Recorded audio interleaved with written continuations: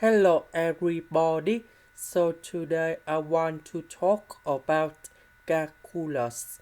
The topic today is about differential equations. So now I want to show you how to answer.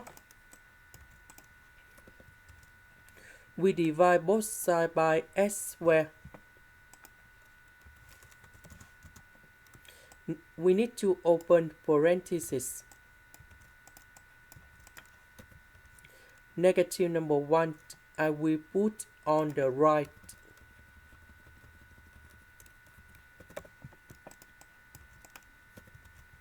This one we change by dy over dx. Next, I will put dx on the right.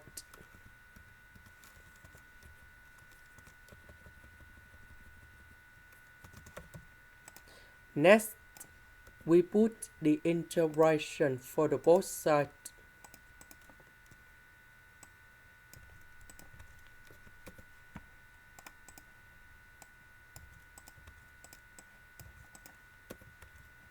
The integration of 2y, we have y squared. The integration of 1 over s squared, we have negative 1 over s. Number 1, that is about s, and I will put about c. This is the end. Thank you for watching.